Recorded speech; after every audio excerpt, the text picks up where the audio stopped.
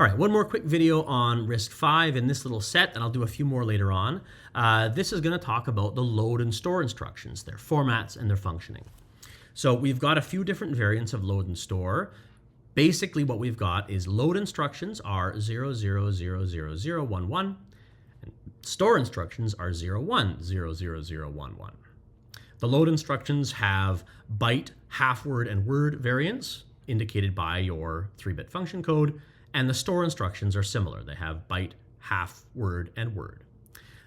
Load also has a couple of additional variants where you can load unsigned versions. And all that means is that rather than extending the byte address, the byte value, rather than extending that by sign extending, you extend that by 0 padding. And you have byte and half word versions, but of course you wouldn't have a full word version because word is already a full 32 bits.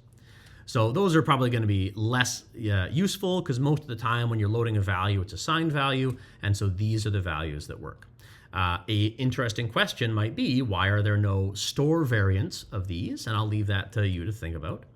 But the really important thing about the way that RISC-V does loads and stores is the format. You see that load uses immediate format, just like immediate data processing instructions, but store uses a special store format. So let's look at those two formats and see why they're different. So immediate format is bits 11 through 0 here are the immediate value, and we're going to use that to calculate the effective address for the load. But store actually calculates the effective address using 5 bits from here and 6 bits from here. 5 and 6 is 11. That's right. So 6 bits from here and 5 bits from here. Why?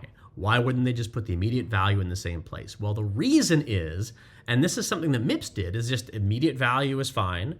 But there has been always some confusion when you're loading and storing because you use 2 registers, right? A typical load instruction, if we have load word into register X5, the value at 4 plus X2. Is that the right format? Yeah, I believe that's right. In the load store table here, we can verify the format. Here's an example. Load word into register T0, 8 T1. Right? So it's T1, that's the value that's in register T1, serving as the base register. Add an immediate value so that you can do offsets for array addressing or object structures or whatever. And then that goes into memory, calculates that address, and pops that into T0. So what about store? Well, the difference is that for load, this is a destination register, but for store, that's a source register. And so it can be confusing when you're building the hardware if you treat the same register as either source or destination. And so the way RISC-V decided to handle this is that we don't have a destination register for store because we're not putting anything in the register file. Store has 2 source registers, one for the data and one for the base register, one for the base address, right? So that's why it has to take then the immediate value and break it up into the remaining places. So 5 bits of the immediate value go where the destination register was, and the other 6 bits of the immediate value go here. The actual math for calculating the effective address is the same, right? Base register plus immediate value, but here you have to sort of assemble that immediate value. And so this is why I've got this extra table here where the immediate value for store instructions is bits 31 to 25 combined then with bits 11 to 7. So it's a little confusing, but the reason why is so that you have 2 source registers for store and a source and destination register for load, which is again immediate. So those are the load and store versions.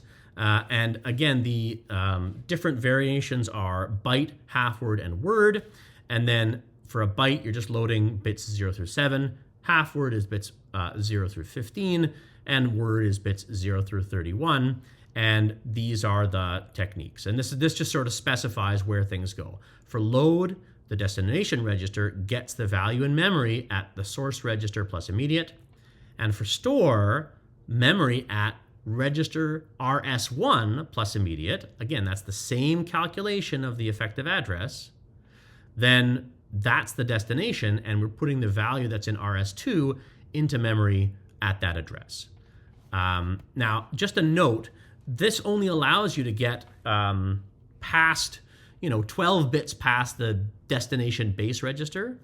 But I've got a little typo here because this should actually be RS1 plus 2 kilobytes. So 12 bits plus the base register only gets you so far wherever you happen to be. If you want to get further, then you have to do this little structure. You have to use a special service instruction called add upper immediate to program counter, or in this case, add upper immediate.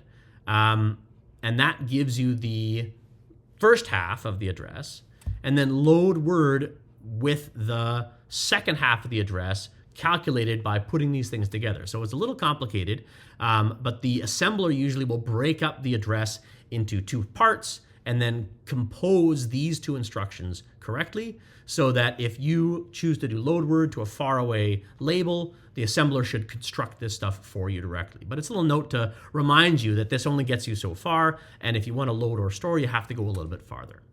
Anyway, broadly speaking, this is how load and store instructions are going to look. And again, you've got byte, half word, and word variants, load being immediate instruction format, and store being this specialized S instruction format that is only used for stores. So that is our loads and stores for RISC-V.